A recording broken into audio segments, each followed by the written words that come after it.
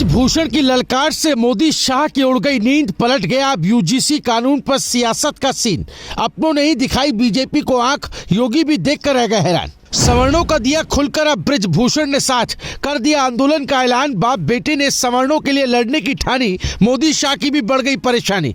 अब होगा कानून वापस, जो कोई नहीं कर सका उसे अब ब्रिजभूषण ने कर दिखाया। अपने बगावती तेवर से सियासत को हिलाया, समाज को फाड़ कर रख देगा यूजीसी कानून। बढ़ गई बीजेपी की टेंशन, सवर्णों की हुंकार, कांप उठी मोदी सरकार। ये कहना इसलिए गलत नहीं होगा क्योंकि सवर्ण समाज ने जिस तरीके से यूजीसी को लेकर अपनी आवाज बुलंद की, उसने देश की सियासत को भी हिला कर रख दिया। शायद ही किसी ने सोचा होगा उससे भी बड़ा गेम अब बीजेपी के साथ होने जा रहा है, जिसकी चर्चा अब सियासी गलियारों में भी हो रही है। क्योंकि इस बार बीजेपी के अपने ही सरकार के खिलाफ खड़े हो गए और ईंट से ईंट बजाने की ठान ली। ये अपने कोई और नहीं बल्कि कलराज मिश्र और ब्रिजभूषण शरण सिंह है, जो आमतौर पर तो खामोश रहते, लेकिन जिस तरीके से यूजीसी के खिलाफ हुंकार भरी और मोर्चा खोला, उसने बीजेपी में उथल पुथल मचा कर रख दी।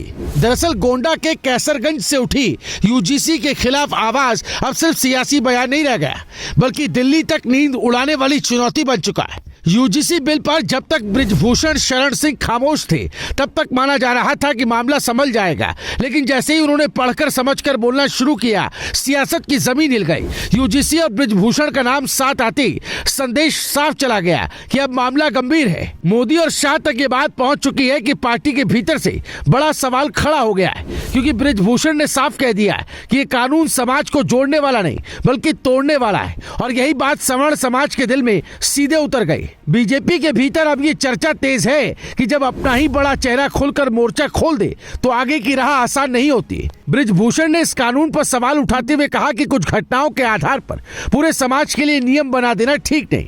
उन्होंने बताया कि दलित और ओबीसी छात्रों के नाम पर लाया गया ये कानून अब समाज में भ्रम और अविश्वास फैला रहा है। सवर्ण समाज को लगने लगा कि हर छोटी बड़ी घटना का ठीकरा उसी के सिर फोड़ा जाएगा। यही डर अब बेचैनी और गुस्से में बदल रहा है। ब्रिजभूषण ने साफ कह दिया कि कानून के नाम पर समाज के बीच दीवार खड़ी की जा रही है, और जब दीवारें खड़ी होती है तो टकराव तय होता है, और यही वजह है कि उन्होंने इस कानून को खतरनाक बताया। अपनी बात को सिर्फ राजनीति तक सीमित न रखते हुए ब्रिजभूषण शरण सिंह ने गांव की असली तस्वीर सामने रखी। उन्होंने अपने गांव के बच्चों को दिखाते हुए कहा कि सवर्ण, दलित और पिछड़े समाज के बच्चे पिछले 5 साल से एक साथ खेल रहे हैं, रोज मिलते हैं, एक दूसरे के घर जाते हैं, साथ बैठकर लड्डू मिठाई चाय जो मिलता है खाते हैं। उन्होंने कहा कि ये किसी कानून की देन नहीं बल्कि सनातन परंपरा का असर है। गांव में कोई बच्चा ये नहीं पूछता कि तू किस जाति का है, लेकिन ये कानून बच्चों के दिमाग में जाति का डर भर देगा, और यही डर आगे चलकर समाज को अंदर से खोखला कर देगा। सवर्ण समाज को लग रहा है कि उसे जानबूझकर कटघरे में खड़ा किया जा रहा है। ब्रिजभूषण ने सनातन परंपरा और पंडित दीनदयाल उपाध्याय की सोच का हवाला देते हुए कहा कि हमारी संस्कृति हमेशा जोड़ने की बात करती है,